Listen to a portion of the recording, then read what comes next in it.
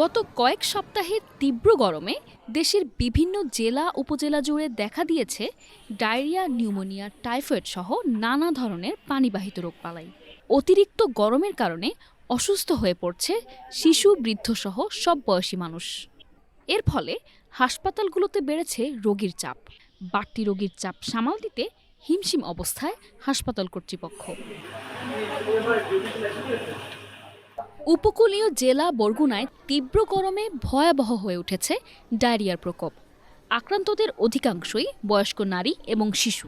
চলতি মাসে ডায়রিয়ায় আক্রান্ত হয়ে 1000-এরও বেশি রোগী ভর্তি হয়েছেন বরগুনা জেনারেল হাসপাতাল সহ উপজেলা স্বাস্থ্য কমপ্লেক্সগুলোতে।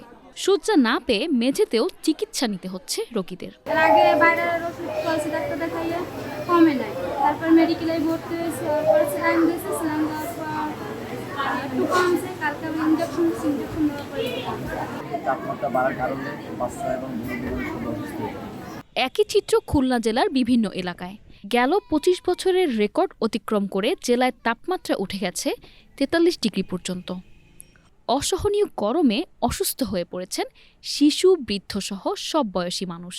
এতে খুলনায় শিশু হাসপাতাল, খুলনা মেডিকেল কলেজ হাসপাতাল ও খুলনা সদর হাসপাতাল সহ অন্যান্য হাসপাতালগুলোতেও নেই তিল ধারণের ঠাঁই। বাবুর সর্দি, কাশি। অতিরিক্ত ঠান্ডা গরমের কারণে নিউমোনিয়া হয়েছে। ঠান্ডা গরমের কারণে নিউমোনিয়া হয়েছে। নিউমোনিয়া এবং ডায়রিয়া সহ বিভিন্ন রোগে আক্রান্তদের চাপ বেড়েছে কুষ্টিয়ার কুমারখালী উপজেলা স্বাস্থ্য কমপ্লেক্সেও। বাড়িতেই ডাক্তার দেখাইছিলাম, দেখানোর পরে পায়খানাটা কমে গেছিল, বমিটা কমে নাই। আমার গেল রাত্রে সাওয়াল নিয়ে আইছি, জ্বর আছে খুব। সকালে 5টা থেকে আমার এত পরিমাণ জ্বর আসছে, জ্বর, বমি, ঠিক আছে, এর জন্য আমি অনেক অসুস্থ হয়ে গেছি। ধান কাটতে গেছিলি, ফরিদপুর ধান কাটতে গেছিলি, ধান কাটতে যায় সেনে স্টার্ট করেছে।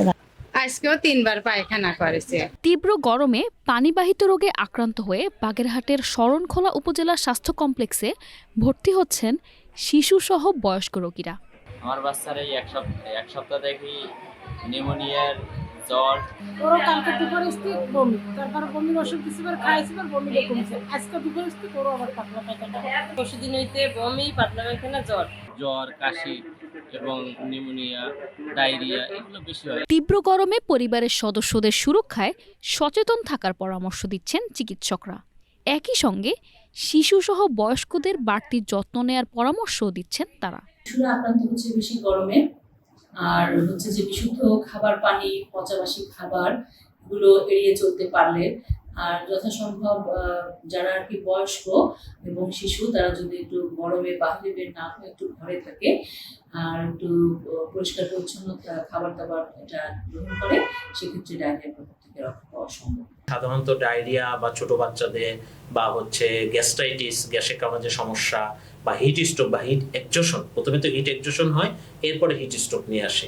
এই পেশেন্টগুলো আমাদের মানে অনেক গুণে বেড়েছে। তৃতীয় পানির অভাবে অনেকের গ্যাস্ট্রোএন্টারাইটিস ডেভেলপ করছে, অর্থাৎ পেটের প্রদাহ প্লাস হচ্ছে সাথে আপনার ডায়রিয়া, এরকম রোগীও আমরা রেগুলার পাচ্ছি। এবং স্কিনের যে ডিজিজ সমস্যাগুলো এখানে আগে থেকেই ছিল, প্লাস এই সমস্যাটা আরও বেশি দেখা দিচ্ছে, বিশেষ করে টিনিয়াসিস, যেটা অর্থাৎ লোকাল ভাষায় আমরা বলি যে চুলকানি বা দাউদ জাতীয় যে রোগগুলো, এগুলোর প্রাদুর্ভাবও বেশ বেড়ে গেছে। এছাড়া একই দৃশ্যের দেখা মিলছে দেশের প্রায় সব জেলা উপজেলার হাসপাতালগুলোতে।